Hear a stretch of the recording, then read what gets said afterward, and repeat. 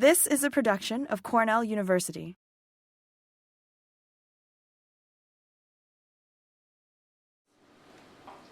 So today begins our focus on horticulture in a changing climate, and probably the best person to introduce this topic to us is in the room, and that's David Wolfe from our own Department of Horticulture. David gave me this nice bio. I'll try to cut a few snippets from it. Like many of us faculty in the room, David did his graduate work at the University of California, Davis. Yay! Go Aggies! He's currently professor of plant and soil ecology in the Department of Horticulture. He's co-chair of the New York State Soil Health Program work team. Since 1990, he's been a leading authority on climate change impacts on crop, soils, and ecosystems, with lots of peer-reviewed publications and book chapters and reviews and all sorts of things. Recently, he was the lead author for the agriculture chapter of the Northeast Climate Change Impacts Assessment, released July 2007. He is the author of the award-winning popular science book on soil ecology, Tales from the Underground, A Natural History of Subterranean Life, published in 2002. So with that, I'd like to welcome David up to the podium. Thanks, David. Thanks a lot.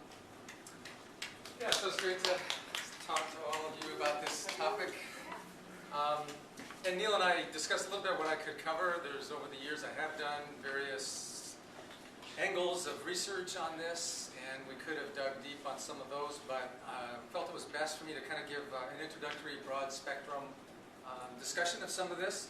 I'll be touching a little bit on some new work that'll be publicly released in early November on the New York State funded projects looking at the vulnerabilities and adaptation strategies for agriculture and for ecosystems in New York State. It was funded by the NYSERDA organization, and quite a number of people at Cornell besides myself and Jonathan Comstock, who's here, to help me coordinate that. We're involved. I'll give a few tidbits of some of that information. There's a number of websites on here. I'll come back to them, I think, in my final slide and go through some of those with you. Where's my mouse or my... Oh, you have to pull up the keyboard. Okay, first you'll be hearing, I think, a little later in the term from Art DeGaetano, the climate scientist here at Cornell, who I've worked closely with over the years on all of this, and he'll give you a lot of details about climate change science. But I thought to start our session, I'll talk a little bit about climate change and the actual science of changing climate per se, and put a little bit in perspective for you. This is a trace going back, if you can see from the back of the room, 400,000 years. And the bottom is the temperature trace, looking at these. We can see these dips in temperature and rise in temperature. These are the interglacial periods. Take place over tens of thousands of years. So we've got that going on. You can see reasonably well correlated with that. We also have, with the change in temperatures, two key greenhouse gases going up and down, methane and carbon dioxide. Keep in mind, this is all going on well before humans were very important on the planet, right? Right about here is where human agriculture started, right? To put this in perspective, way over here. So yes, the climate's always been changing. Humans aren't the only one. Nobody's trying to say humans are the only ones causing climate. A lot of this is due, and Art may get into some of this with you, to planetary shifts, minor shifts in the Earth's axis, sun activity, etc. And a lot of this work is that scientists have understood for some time some of the driving forces of this. But certainly the greenhouse gases are part of this whole story. Now what I'm going to show you in the next graph, it's got the same thing on the x-axis going down 400,000 years. But it's going to show just the CO2 trace. I'll replace some of that, and then we're going to see where CO2 is going, again, to kind of put things in perspective. So now it's the y-axis is quite different, but here's that CO2 trace we saw on the last graph going back 400,000 years. I've got a different y-axis scale, so it's all shrunk down. But you can see we go back almost 500,000 years. CO2 never really gets above 280 parts per million. CO2 is going up and down. Yes, even before humans were on the planet, it's going up and down. But right about here, humans are on the planet and they start affecting things. And I guess somewhere right about there was when I was in grad school, and CO2 was about 330 parts per million. It's up at 390 parts per million now. So you can see we are already, and this is actually a little out of date, it'll be up a little bit higher. We are already, due to human activities, fossil fuel burning and other things, moving the CO2 levels beyond what we've seen for the past 400,000 years. And now the projections for the future look like this, based on current rates of fossil fuel emissions, and based on the best estimates that scientists have. We have kind of two scenarios that are typically depicted. The lower scenario would be one of if within the next decade or two society really moves quickly away from energy products that release CO2 or other greenhouse gases, and we get really clean energy and efficiency. If we don't do much and just wait and see what happens, we're on that kind of trace.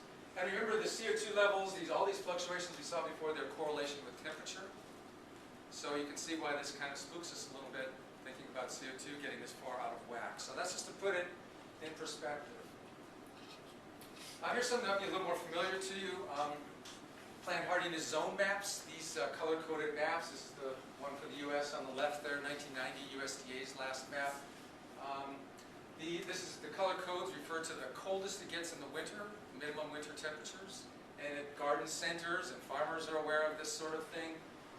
The minimum winter temperatures determine what kind of ornamentals you might put in your garden.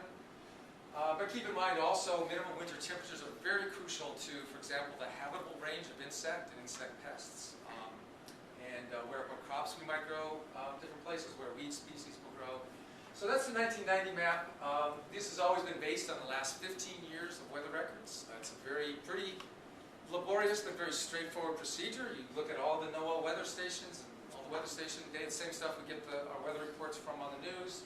In the evening, you go back the last 15 years and you look at the minimum winter temperatures and develop these codes.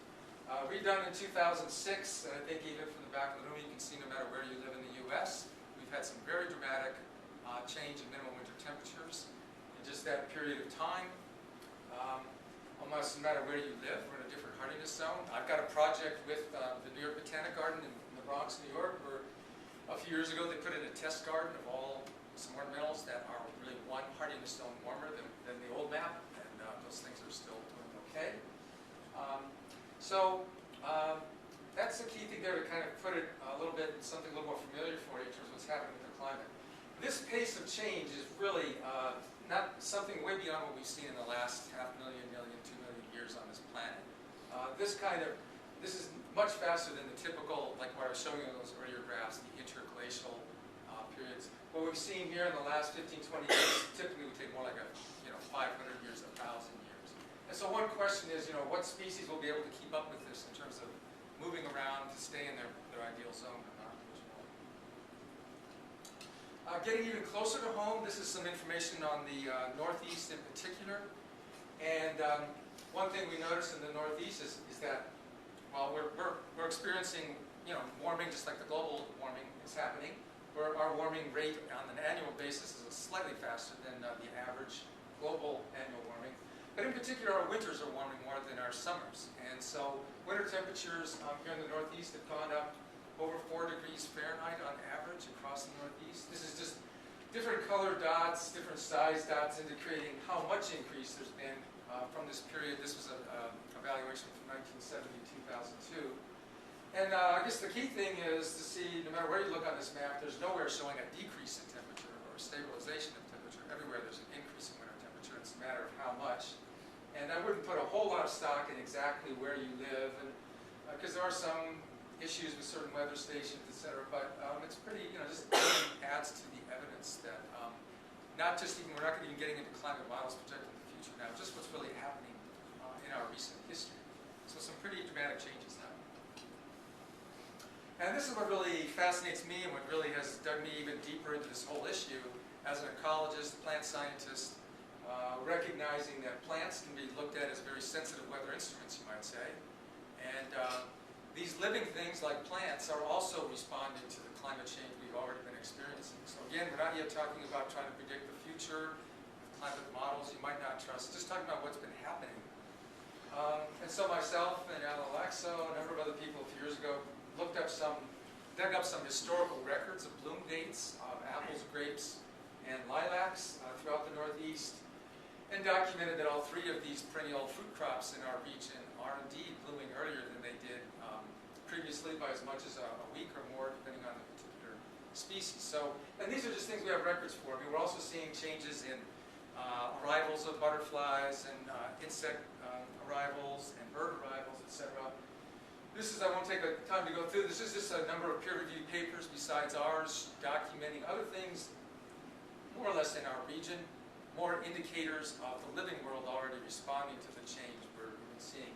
Harvard's Arnold Arboretum showing earlier bloom dates as well, wildflowers in Washington, D.C., earlier arrival of migrant birds in New York, etc.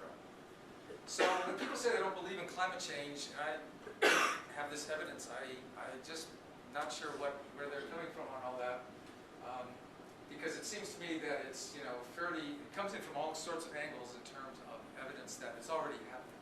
I mean, you could say you're not sure what the causes are, but certainly something's changing out there fairly rapidly. Now, talking about the future, Neil mentioned briefly this Northeast Climate Impacts Assessment I was involved with some years ago, and there we had a whole team of climate modelers, and I won't go into the details, and again, Art might get into this more with you later in the term. Had a whole ensemble of the latest and greatest GCMs, global circulation models, and also regionally downscaled these to our region, came up with the best estimates they could on what the future holds for our area, not just looking at the past. And to just go to sort of the extreme end of things, looking at the end of the century, again sort of assuming two scenarios here, because the most difficult thing in predicting the climate in the future is not so much the physics of the climate models, but what is society going to do? Are we going to go on this lower emissions pathway, or are we going to kind of do this business as usual thing? And you can see, even if we go on a lower emissions pathway, due to lags in the system and a lot of details that have to do with how the climate responds to greenhouse gases and such, we're looking at you know, a few to several degrees continued warming by end of century. And worst case, business as usual, we kind of just move along like we are now and not pay much attention to it. We could have as much as 7 to 11 or 12 degrees Fahrenheit warming. So to put that in perspective, this higher emissions scenario thing for 100 years from now or less, that amount of temperature change, well, like where we're sitting right now, about 15,000 years ago, was all under a glacial ice sheet, you know, hundreds of feet thick in some places. And the temperature was about 12, 11 degrees Fahrenheit cooler than it is today. And over the course of 15,000 years, it's warmed and we've got what we've got here. Now we're talking about in 100 years. Let's double down on that and see what happens. So,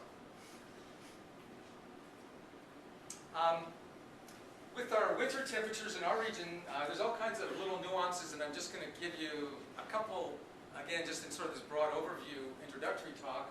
One that sort of intrigued me, and that has to do with the effect of warmer winters has on snow cover. And this then affects albedo, the reflectivity of the surface. The more snow you have, the less warming that goes on during the winter, because a lot of that light is reflected back up. When we have warmer temperatures, it feeds on itself because you have less snow cover, fewer snow cover days. It gets warmer and warmer, snow melts more, and basically that's why our winters are warmer than our summers. That's why the high latitude regions of the planet are warming more than the mid latitude regions. This graphic on the left is the red outline of the Northeast there on that map, shows the looking at the historical records. I think that was from 1961 to 1990. The average, the region of the Northeast where you had at least 30 days of snow cover in the winter. And then the white area here, the much smaller white area, is what's projected for end of century, how much of our region will actually see at a minimum of 30 days of snow cover by end of century, and with the business as usual scenario. So big difference in snow cover. Snow has, we kind of think of snow as cold, but also, of course, it's a big insulating blanket in the winter. A lot of species are dependent on that insulation for their winter survival. And a lot of microbial activity actually keeps going during the winter, because just below a snow blanket, temperatures hover around freezing, and you can still have a lot of nitrogen mineralization and things like that. Some of you may have been here long enough to know Justin Rich, a recent graduate student of mine. who had the kind of tough project of having snow removal plots versus no snow removal plots, so a lot of snow shoveling all winter, to look at what fewer snow-covered days would mean for soil microbial community structure, and in particular, looking at the nitrogen cycle in soils over the winter, and found that, make a long story short, there was more nitrate leaching from soils with lower snow cover because of smaller microbial biomass in the winter. And lots of other interesting things which I don't really have time to get into, but it affects denitrification rates, spring thaw, nitrate losses, overwintering of pathogens and beneficial nematodes, spring weed seed germination. All of those things affected just by the snow cover issue. So all of this climate business that's happening and is projected to happen, a lot more than I have time to go into, but the impacts are going to be our ecosystems are really undoubtedly going to be doing some kind of level of disassembly, coming apart in some ways.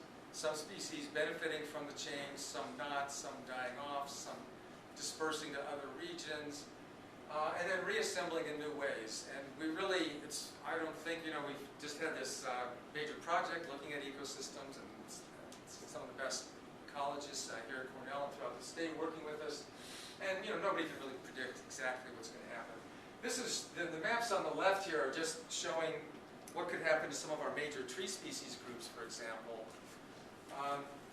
And this is based on a very simple analysis, just looking at how the basic climate's going to change and how that's going to affect the habitable zone of different tree species. So as the habitable zone for certain tree species is no longer optimum, it will be disappearing. And so this color code for the northeast in the upper left here, you'll see a lot of gold. That's maple beech birch, our maple beech birch forest. And if you jump down all the way to the far end of the century, business as usual scenario, you'll see very little gold in New York State, very little maple beech birch.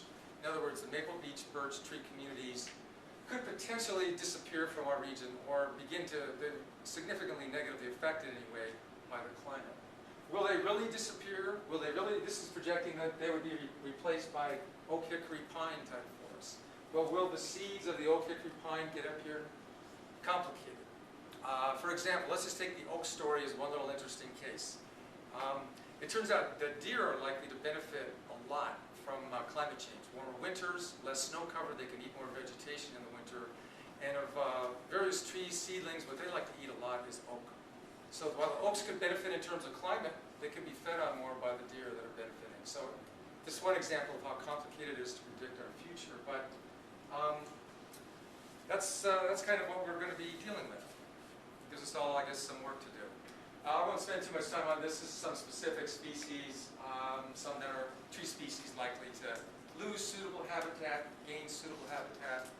Again, there could be a lot of other confounding factors that affect this. So I won't. There's a lot of details there we don't have time to go into. A thing that concerns anybody who thinks about the interaction between species and the ecology of all of that is one thing we know for certain is there's no two species out there that are going to respond exactly the same to climate change. Just like probably no two humans are going to respond exactly the same. Some of us are going to like what changes are happening and some might not.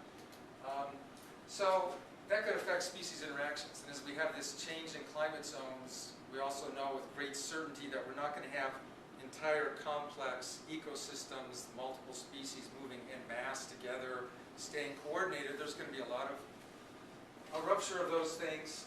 And so how might that mess up things like plants and pollinators? If the plants are blooming earlier, pollinators be there, natural enemies and pests, etc. So, but here we have, there's really a lot of room for a lot of research, minimal evidence of major disruptions at this point. There's some redundancy in our ecosystems.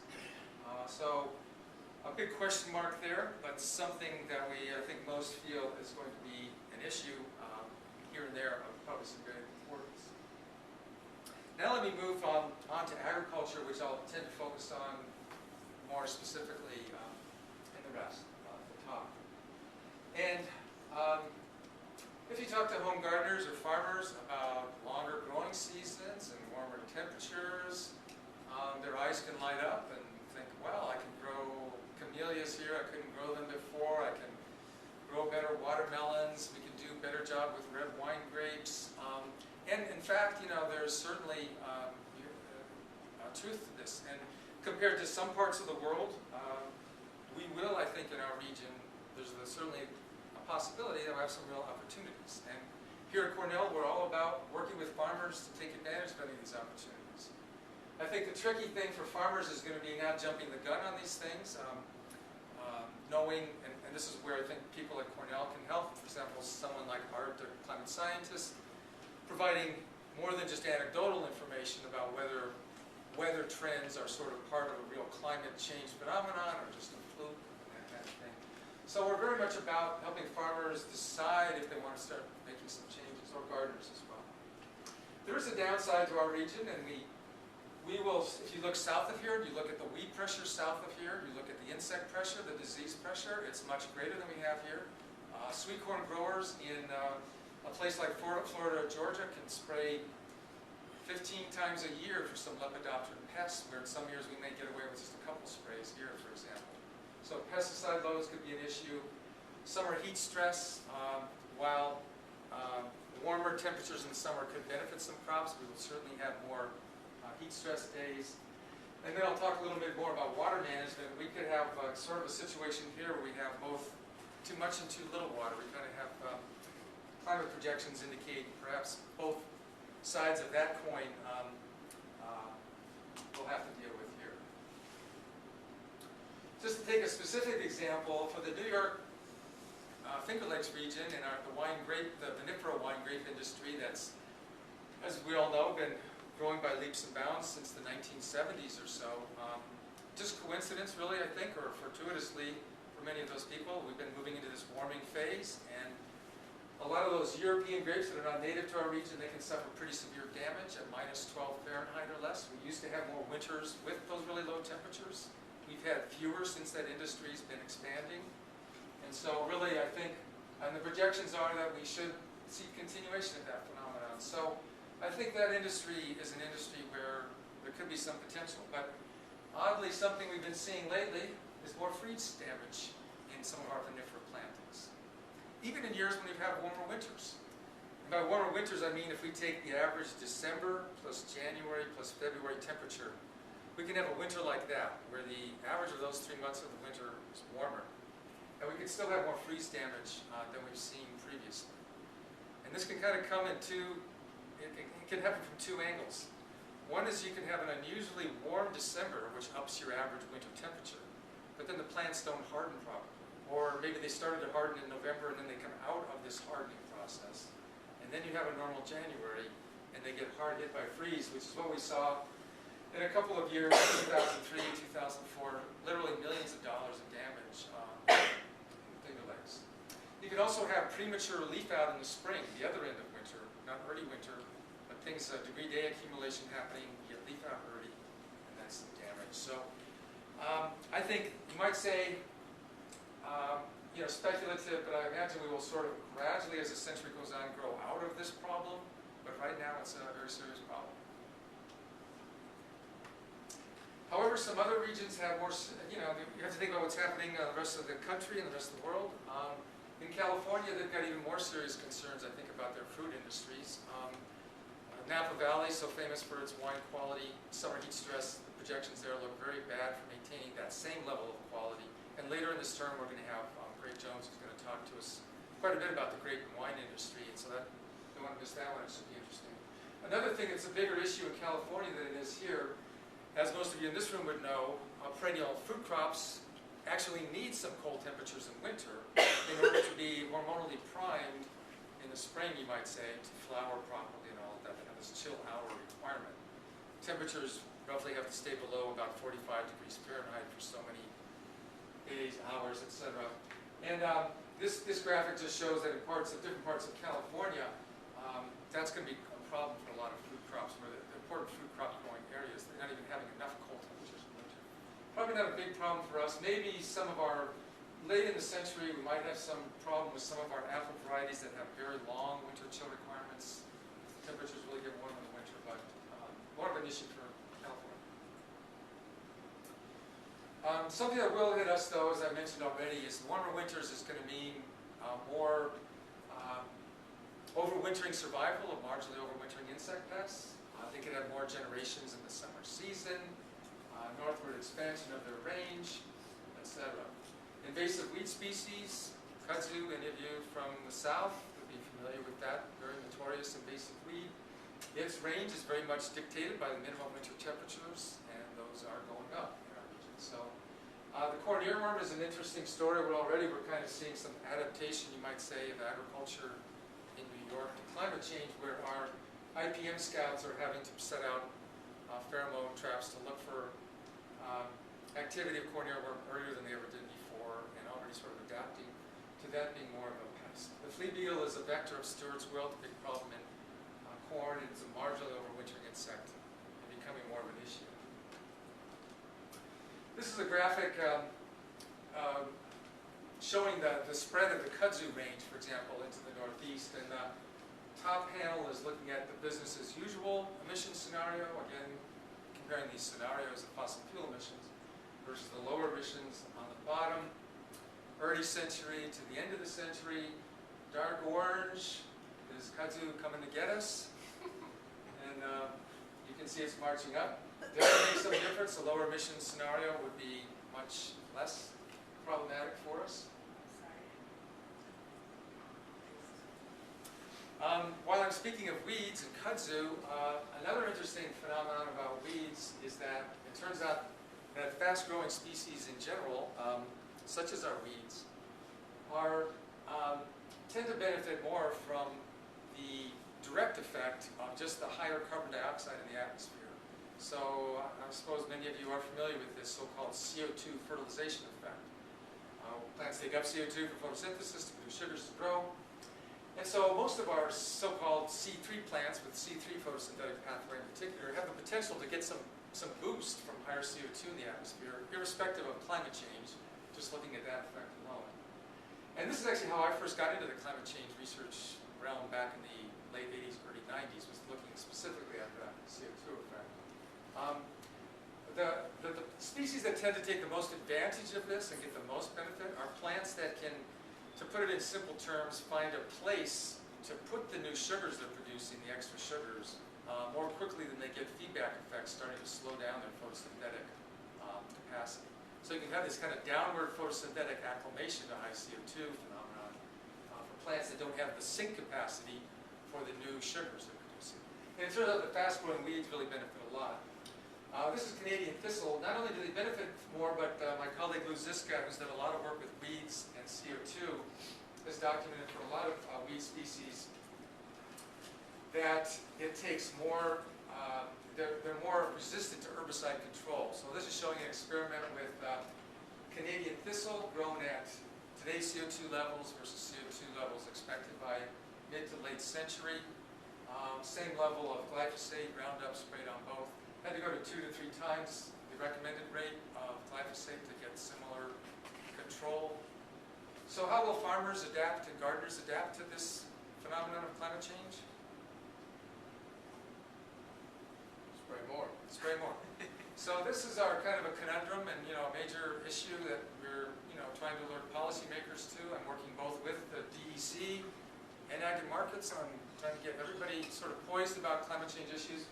We can't be tying the hands of farmers for adapting to climate change. On the other hand, we have to be proactive about this sort of thing, perhaps be proactive about developing alternatives to chemicals for weeds we see coming up.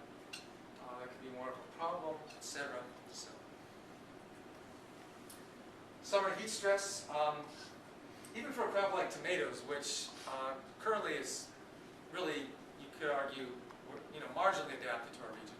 Where this is not, we have had some important tomato processing industry in some years in the past, but it's not perfectly suited to our region. So it should benefit some from warmer temperatures.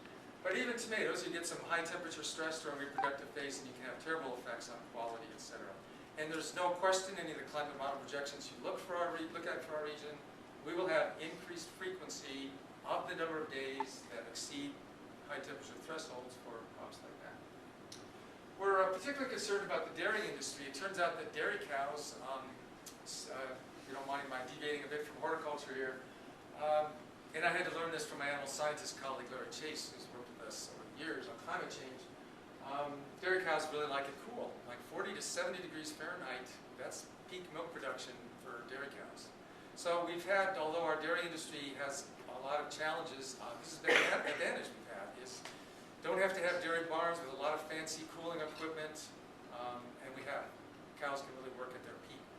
But certainly, this just shows some model projections showing milk production decline in the future for the Northeast, unless farmers do some fairly straightforward adaptations, improving the ventilation system of their dairy barns, and putting in more fans. However, this is a capital cost. And, one question we have is, will the farmers have that capital to make that transition? As many of you know, a lot of the dairy industry is the farmers are right at the edge, and they might just as soon sell out as have to come up with that kind of capital to make that kind of adjustment. And yet there could be people from another region, a warmer part of the country, who look at this as an opportunity and buy up some of those dairies. So it could exacerbate the already consolidation we're seeing in the dairy industry here. This is showing some details of the projections for the Northeast of temperature on the top graph and rainfall on the bottom. And that's a little more detail than you really need to pay attention to. It's showing a few different climate emission scenarios and different times into the future. What I really want you to just look at is if we look at temperature, you can see whether we look at the annual temperature, the winter temperature, the summer temperature, no matter what model we're looking at or emission scenario, we've got this general temperature increase. With precipitation, it's a little different. Well, I guess the good news, let's start with the good news. The annual precipitation for our region is not projected to decline dramatically like we see for other parts of the world, sub-Saharan Africa or even parts of the western U.S. Precipitation is harder for modelers to predict, so the data is a little more bigger error bars often and a little harder to predict. But you might say, looking at the data overall, that precipitation might stay constant for our region, might go up a little, might go down a little. But the increase that we do see is likely to come in winter, and probably winter rainfall, not snowfall. Very little change in summer rainfall is what's predicted. Very little change at all. So about the same, some variability, etc. So if we have warmer temperatures in the summer and the exact same rainfall, what's that going to do to crop evapotranspiration and crop water needs? They're going to need more water. You have to have a compensatory increase in rainfall, really, to keep up with the warmer temperatures and increased evaporative demand, to not have increased water requirements. So even while we're not projecting extreme droughts, the end of agriculture in New York because of drought, I think there's going to be more challenges, more need for irrigation in our region. I've got a couple other slides to go into a little more detail about the irrigation story for our region. First, this is showing, just to inform you that even today, we kind of think of our New York as having enough rainfall for summer crop production. But actually, in some parts, particularly, this is looking at Rochester, which is one of the drier parts of the state, but also a very important veg production area, for example, and food crop production area. Looking at it, this is historical records. You can see that in these months here, months 6, 7, 8, we're referring to the middle of the summer. This is potential evapotranspiration. This is assuming full canopy cover, too, by the way. We haven't really modified this for early crop growth, etc. But the maximum potential evapotranspiration exceeds the rainfall in the summer in our region. So really, to grow optimum crops in Rochester, New York, in an average, quote, average year, while you might be able to rely to take care of some of this gap with water holding capacity of the soil and crop rooting depth, but probably you'll need supplemental irrigation in a lot of years. And what our models project for the future is that that's just going to become more dramatic, of course, and irrigation requirements are going to go up because this is going to go up, and precipitation is projected to stay about the same. This graphic is a little tricky, and I'll point out just a couple things to give you the key points. So this is trying to look into the future and looking at B1 and A2 refer to the two different emission scenario, and this is looking later and later into the century. And this is again focused on Rochester, New York. I was just showing you historic data, and this is doing an analysis for the historic data. And it's looking at these, this color code refers to how much of a summer water deficit we can get. And we can see that if you look at this blue code down in the bottom here, about 1 in 10 years we have absolutely no deficit, plenty of water for the season historically. And about 10% of the years we have pretty severe deficits where if you don't have irrigation, there's probably no way you're going to have a good crop. And if you just look at this teal blue color at the top here, you can see that, as you might expect, expanding more and more of the years, more frequency, more chances of this kind of severe deficit summer as we go into it. This is kind of a worst case scenario. We're doing future analyses looking at some other PET models, and also this is assuming full canopy cover for the whole summer, which is kind of a worst case scenario. But it's more just comparing the historical to projected to give you an idea. I think without question, one thing we can say with confidence is that irrigation requirements will go up. At the same time, we have a current trend for increased frequency of high rainfall events. More of our rain in the Northeast in the past 30 years or so is coming down, packaged in rainfall like 1 to 2 inches in 48 hours, and that's projected to continue. So more flooding is projected for our regions too, more increased frequency of flooding events. So we're going to get it from both angles, and the challenge for farmers is, what do I do? I've had flooding the last 3 years. Is this a permanent phenomenon? Should I invest $10,000 in a new drainage system? Or wait, no, they're telling me drought's going to be happening. When should I invest in an irrigation system? And one thing we're doing here at Cornell is trying to come up with economic decision tools, laying out some different climate scenarios, and really giving farmers the tools to try to make this sort of decision that probably they really have to make personally based on their own economics of their own farm, their own personal level of risk that they're willing to take, and that kind of thing. So adaptation, I've kind of alluded to some of these. There's all kinds of things farmers can do to deal with climate change.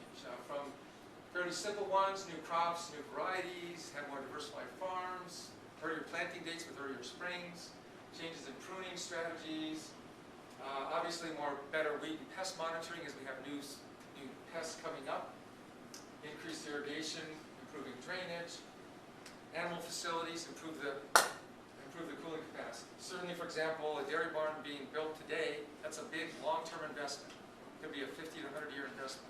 It should not be built on the specs of the old historical climate that we know is not going to be here in the century when that barn is here. So that kind of thing is how farmers can adapt.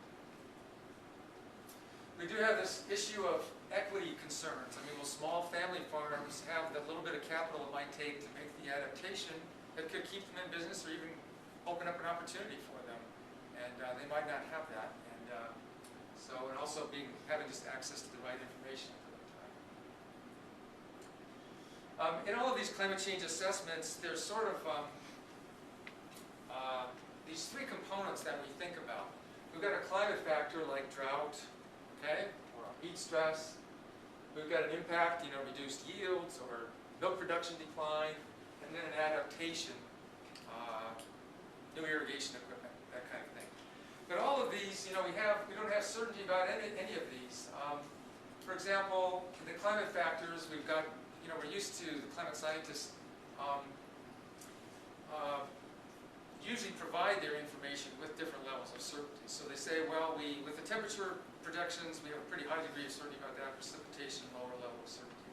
But we also have different levels of certainty about the impacts and then our adaptation capacity. So we have to keep those things in mind as well. Some impacts are very straightforward. If you don't water a crop and it doesn't get any water, it's not going to do well. Some are much more subtle and complicated. For example, CO2 effects and interactions with environmental stress. And then there's the timing. Some of these things that I mentioned are happening now, today. It's urgent. If we're going to respond, we need to be adapting now. Some are projections that late in the century. Like I mentioned, maybe winter chilling requirements of some long winter chill requirement apple varieties by end of century might be getting on the edge. Well, that's a later term thing. So those kinds of things have to be kept in mind. And then sometimes we have a very straightforward adaptation strategy, but there's either not the money to do it, the farmers don't have the money, or we don't have the information to do it well, etc. So we have to think about all of these things in poising the farmers that we work with to be prepared for this, or the state policymakers, etc. Okay, my few minutes remaining, I'm going to turn a little bit of attention to the other side of the coin, and that is not adaptation and how farmers might adapt to climate change, but mitigation. You might say becoming part of the solution, reducing greenhouse gases on the farm, and rolling my play in that. And this is a laundry list of some fundamental things that can be done on the farm. A lot of these are the same kind of things we can do in our personal lives, and reducing fossil fuel use, etc., using more renewable energy, fuel crops. Manure handling and storage is a big one. I'll mention some of these in a little more detail. Nitrogen fertilizer use efficiency, I'll explain why that would be a big one up there. And then soil carbon sequestration. Some of you are probably familiar with what I'm talking about there. So I'm going to talk about a few of these issues of the other side of the coin. And we'll hear, I think, a little bit more about this later in the term as well, some of the other speakers. Certainly, we have a lot of farmers looking into this, is because it makes plenty of economic sense. Wind turbines on marginal parts of the property to supplement their own energy needs as energy costs go up. Farmers exploring biofuel crops, either to support their own needs or to get into the biofuel markets that are opening up. And while there's a lot of, obviously you can have a whole seminar series about biofuel crops, and there have been some, a lot of controversies and issues, there's no question that, compared to bringing new carbon from deep in the earth and getting it up to the surface and then burning it off, and now it's part of our surface system for the long term, there's a lot of advantages to working with cycling of carbon through plants, burning the carbon from the plants, but then having the plants suck it back up and keeping things at least in that cycle. It was mentioned at the beginning, as some of you know, I do a lot of work with soil biology, soil ecology. And this is quite relevant, I think, soil biological processes to the role that agriculture plays in all three of the big greenhouse gases. We've got carbon dioxide, N2O is nitrous oxide, and methane, CH4. These are the three biggest greenhouse gases, three most important in terms of what's causing climate change. And CO2 emissions, in terms of agriculture, a lot of it has to do with organic matter decomposition, just aerobic carbon mineralization. And when we talk about things like, let's reduce tillage to sequester more carbon, well, when you till a soil, you're aerating the soil, pumping lots of oxygen into the soil, stimulates this process, and actually burns off that organic matter so fast that it doesn't really have time to do us much good in terms of its beneficial effects on soil quality and soil health, just burning it right back up and putting it back up as CO2. So we don't want to over-till because of that. So that's kind of where that one comes in. Nitrous oxide emissions. This is sort of a diagrammatic way of laying out the nitrogen mineralization cycle from biota or crop residue being converted to ammonium by microbes, then being converted to nitrate by other microbes, and under anaerobic conditions you can get denitrification back up to N2, completing the nitrogen cycle. All of this soil microbial activity, crucial to all of these. What I wanted to point out with this graphic is that nitrous oxide is sort of a happenstance, you might say, offshoot of this very natural process. But the more nitrogen we put on, either as ammonium nitrate synthetic fertilizer, or the more manure we put on here, we're going to crank this cycle more and more and more, and the more we run through the cycle, the more volume of nitrogen fertilizer we have going through this, whether it's organic or inorganic, the more nitrous oxide emissions. So this is why nitrogen fertilizer use is probably the key reason why we're having exponential rise in nitrous oxide in the atmosphere. So agriculture is a key player in that important greenhouse gas. And finally, methane emissions. We all hear about the burping of cows, right? That's anaerobic bacteria, methanogens, who live in the gut of cows. Also, those kind of bacteria live in rice anaerobic conditions in wetlands and rice paddy fields and all of that. So methanogenesis in relation to agriculture, both livestock, rice paddy production, and other things like that is another important part of this. Also, methane emissions from breakdown of manure as well. So tillage and soil health, I already mentioned, reducing tillage is one approach to increasing soil carbon sequestration.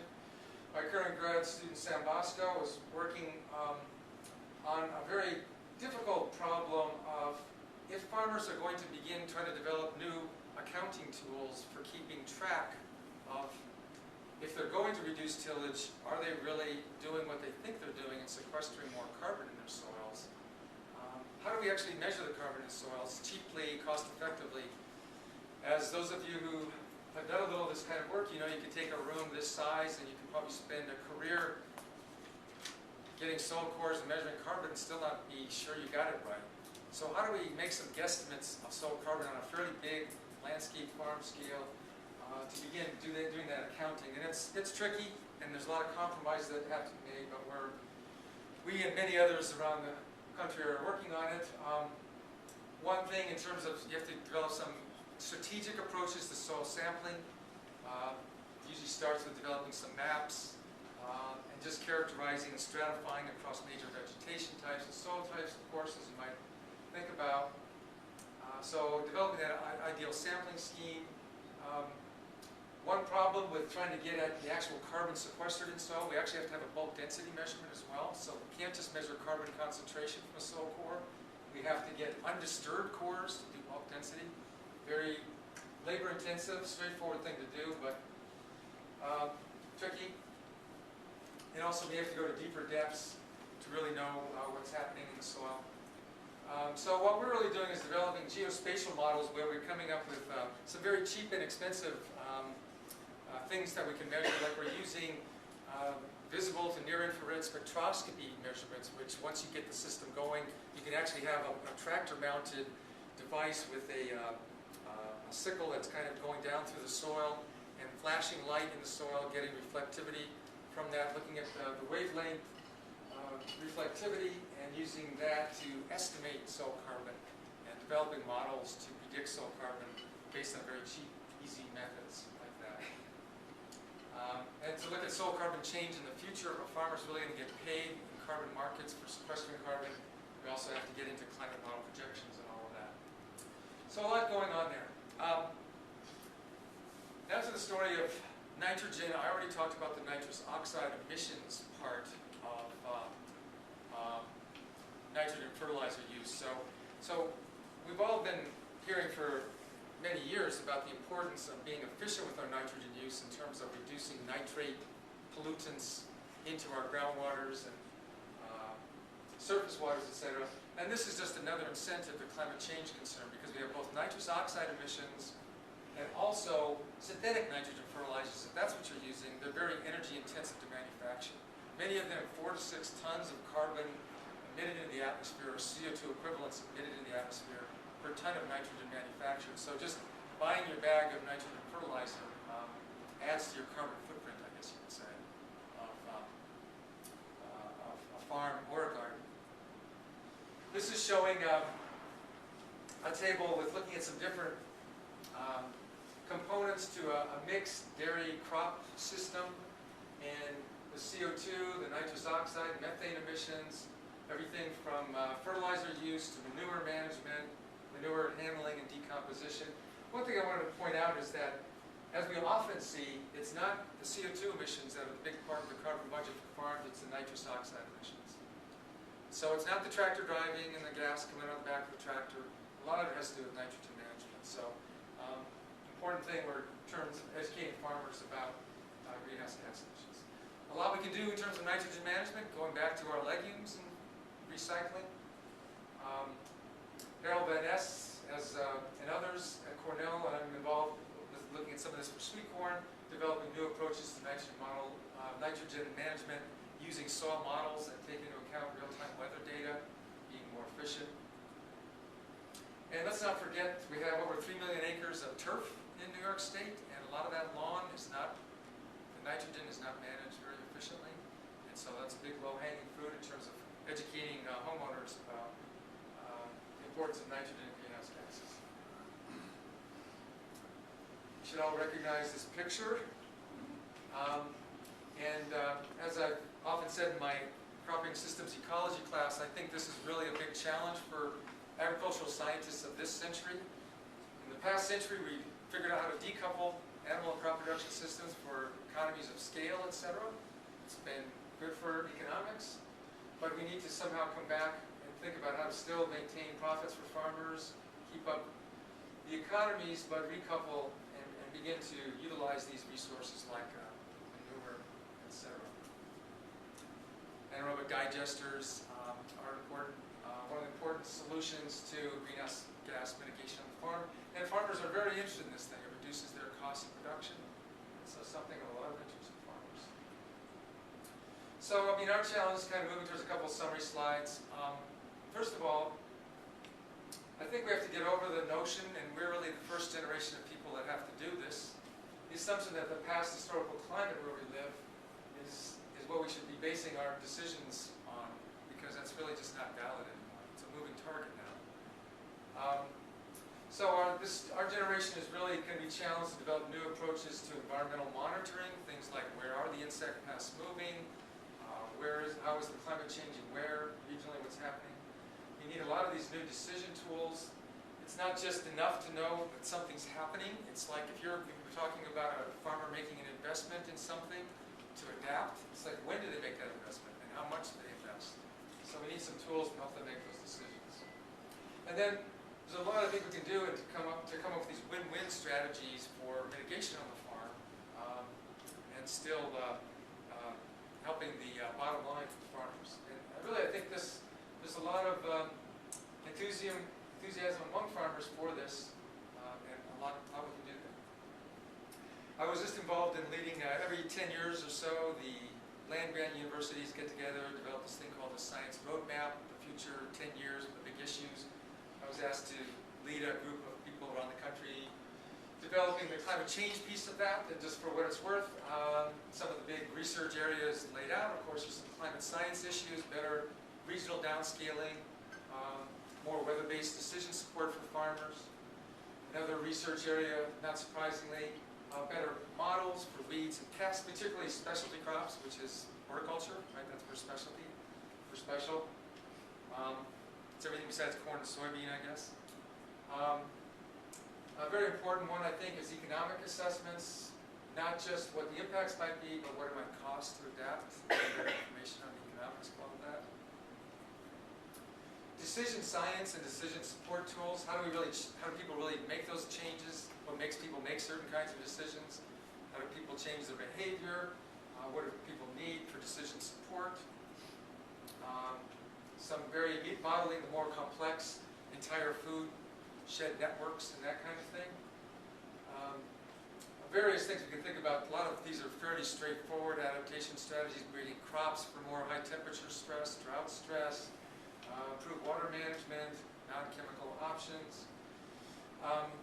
We need these, for the mitigation piece, we need to come up with some new tools for farmers to begin to be able to develop these greenhouse gas budgets for their farms. I don't think agriculture in the long run is going to be the only industry exempt from having to gradually, eventually, begin to work into part of their system, having some information about what's happening with greenhouse gas emissions in their operation. Whether it's a market opportunity for them, or it has to do with simple monitoring, etc. Communication, and of course policy issues. So these were just what a group of people around the U.S., group of scientists came up with for some of the big issues. I've got a full report, anybody who's interested in that. So I think that's it. I'll stop here. There's a bunch of people, and this is just a partial list of people I've worked with for a lot of this. I do want to mention, well, there's some funders. Northeast SARE has funded a lot of this work, and the ICERTA organization, as well as Cornell. These websites, Cornell has a climate change website, very simple to remember, climatechange.cornell.edu. Take a look at that.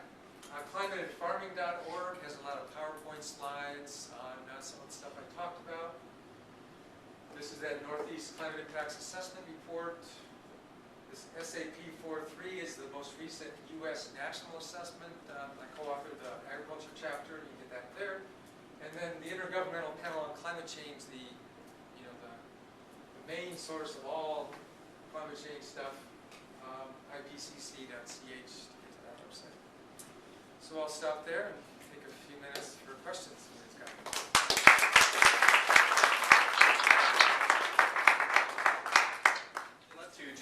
first, since they're farther away. Geneva. Dave, Yeah. you have to look at Geneva before you can answer the question. I see you there. Look at the camera. That if you try to couple back animal waste and fertility, you run into the phosphorus problem, right? Yeah. That there's too much phosphorus. You need cows that produce manure with less phosphorus and more nitrogen. Yeah, so we just need the dairy scientists to come up with some new kind of cow or a new, no, I don't know. Yeah, that's a big challenge. But I think, what we really need are some creative, I think that's just one of the stumbling blocks. Yeah, another big one, that's a very big one. And the other big one is just the bulk of the material, and moving all that bulk around. And so I think for those two big challenges, that's what the guys in this room are going to figure out, and the animal scientists are going to figure out. I mean, I think, and one thing is, creating incentives that would make it, create opportunities for business entrepreneurs who think they've got some solution to those things. Whether it's some minimal level of processing to get resolve some of these things, or new ways of handling things, or some other strategies. But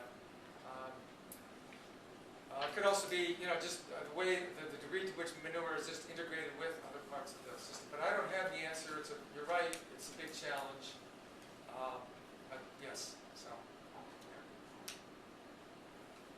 Other questions from Geneva? And then I see some hands here. Yeah. Yeah. Well, actually, that kind of involves my question as well. I've been getting more and more interested in dairy systems.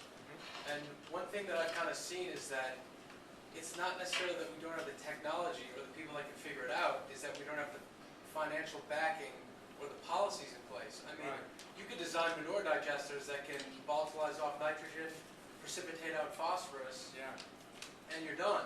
I mean, it can't be that hard. You just mix limestone and raise the pH, and phosphorus precipitates out, all that stuff. And even with the manure digesters where they're generating electricity on farm, they're selling that electricity back to the grid at 4 cents a kilowatt hour, and they have to buy it back at 13 cents. So it doesn't make any sense for a dairy farmer to install, one of these turbines when they're losing 8 cents per kilowatt hour.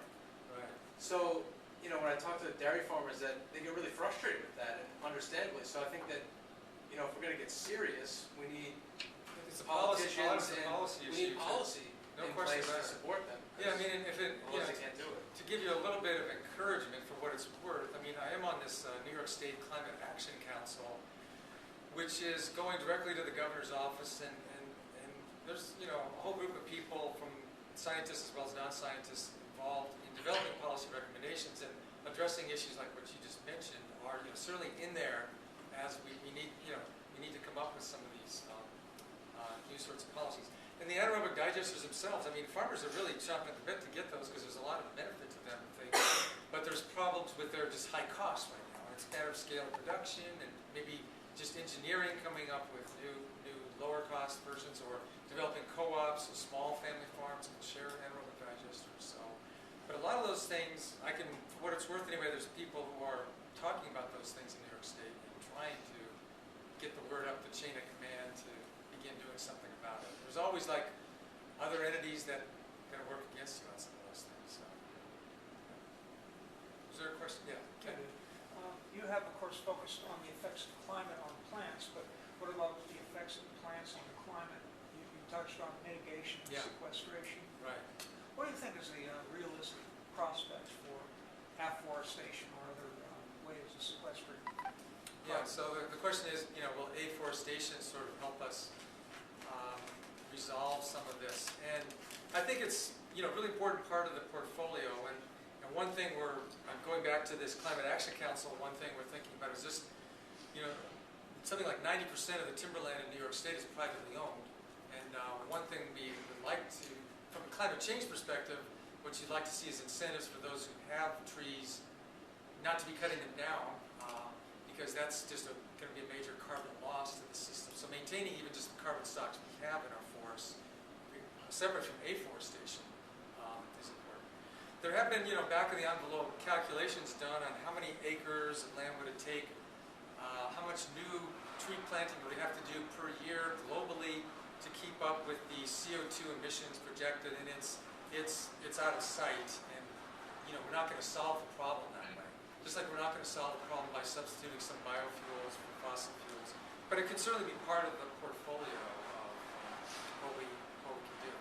And trees at least can buy us some time if you have a 50-year, 100-year then window of sequestration of carbon. Eventually, although that carbon may end up decomposing and going back in the atmosphere 100 years from now, you've saved ourselves maybe the time it takes to come up with new energy sources and all that. So it's a pretty real thing. And then there's the albedo effect. You plant trees, it reduces albedo, Oh, yeah. and it may result in heating. Yeah. So that's very important. Yeah, I'm glad you mentioned that. So vegetation cover has a big effect. Different types of vegetation cover have effects on albedo, and there's a few people in the country looking at that who do like remote sensing work and all of that. And it's pretty dramatic. So all of that's important.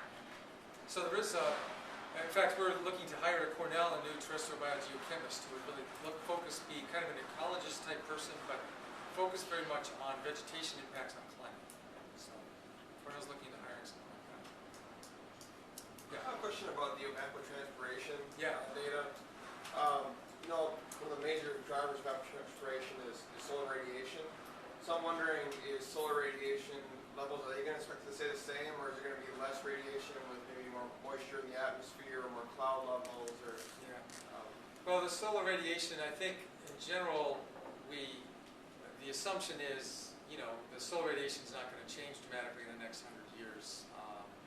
But there's some discussion in the literature of a so-called global dimming phenomenon, which refers to the notion that, it kind of comes from this notion that as the planet heats in general, more of the water that's on the surface of the planet does get up into the air above as water vapor, and then this could mean increases in cloud cover or greater humidity, slightly diminishing incoming solar radiation. But all of that has to do, but at the same time the air temperature is going up, so it has a higher water holding capacity before you actually get that dimming effect. And to make a long story short, you can't project that very well. So, but there's so there could be some of that phenomenon. I mean, the climate models and the various types of climate models handle cloud cover differently, and there's a range of some variability in how they handle that. But it's still within the envelope of the projections I showed you. Those climate models all sort of fall into place. So although it creates some of our variability in what we project in the future, I think we have accounted for the cloud cover as well as we can at this point. So, but we're certainly not expecting, if it's the question is, are sunspots or something going to save us? That's pretty very, very optimistic. There are sun activity things that have caused these interglacial cycles, and you'll sometimes see in the news someone coming out and saying, oh, it's sunspots, and they're talking about these interglacial cycles, and there's no indication that all of a sudden what takes, we are on our way to the next ice age. Give us 30, 40,000 years. But in the meantime, in the next 100 years, we're going to double where we're at now. So, but the moisture in the air. Jonathan, do you have anything to add on that? Because I know you've been looking at it. I think we covered it. Yeah. So on the first graph you showed, it looks like there's a pretty predictable rise and fall in temperature every 100,000 years or so. Yeah. So is there a lot of work going into studying, it's kind of like a tipping bucket. What are the events that all of a sudden precipitate the decline? And are we just shortening that time period before we hit that trigger that starts to bring it the other way? Are we just condensing the cycle, or? Yeah, well, I think why don't you? I would say I think I know the answer to that question, but you have to save that for Art DeGaetano, as the climate scientist. But I think those long-term cycles have been well studied. I think the climate scientists think they've got a handle on it. It has to do with planetary movements and sun activity and things like that. And there is also a feed back and forth between CO2 and temperature, just like we're seeing now, as the temperature begins to rise due to the rise in CO2 caused by human activity. Now we're seeing more CO2 rise because we're melting permafrost that's releasing more greenhouse gases, et cetera. So that's why those two coincide and feed on each other back and forth. So it creates those cycles. But I don't think there's any evidence that we're condensing that cycle at all. I think that cycle is due to well-known forcing factors that are in the global general circulation models that they use today, and they operate on these 20, 30,000, 40,000 year cycles. And all we're expecting now is that we're pumping a bunch of greenhouse gases sort of out of nowhere, out of deep in the earth, unexpectedly, and we're just going to bump the temperature up rapidly. And that same driving force bringing us towards an ice age is going to continue, but it's going to be starting at a higher place because of what we've done, if you see what I'm saying. So I don't think there's a thought that the interglacial periods are condensing. It's more just we're putting a big peak on the temperature right now that cycle we're working against. So. Any other questions from Geneva? Anybody else here? One more question, Dave. Yeah, sure. One more question. What you haven't mentioned, and there's been some pretty spectacular movies and things like this, about the effects of global ocean circulation. And, I mean, if the Gulf Stream slows down, England cools off a lot. Right, yeah. And so I'm just curious as to where your thoughts are on those kinds of issues. Yeah, well, there's sort of a range of various projections about what climate change might do that are, I would put them in the category of possible, but not things that we feel highly confident about, but not just crazy ideas. They're within the realm of possibility based on what we know. And that's certainly one of them, that a place like England could actually get colder because the Gulf Stream is affected, which brings these warmer ocean waters to it today. And again, I would be giving sort of an amateur explanation of it, whereas the climate scientists coming in later in the semester can give a more detailed answer. But that's a real phenomenon, a real possibility. Same thing, we know that the sea level rise, I didn't get into that because it doesn't affect our agriculture in New York State that dramatically, but we've got dramatic sea level rise is a real phenomenon we're seeing today. Around, for example, New York City Harbor, it's gone up about 15 inches in the last 50, 60 years, and expected to continue. Even just with thermal expansion, just as the seas get warmer, thermal expansion causes much of that, not even counting the glacial melting and all of that. But it could be 4 or 5 times worse than that if this Greenland ice shelf rapidly melts, which that's another thing that is not completely out of the realm of possibility, but is less certain. So things could be much more dramatic than what I've gotten into. So yes, those are real things, but just things, it depends on whether you're an optimist or pessimist, whether you lose sleep or you're just counting on something to save us. So I don't lose sleep about England getting colder, but it is possible. All right, let's thank Dave. All right.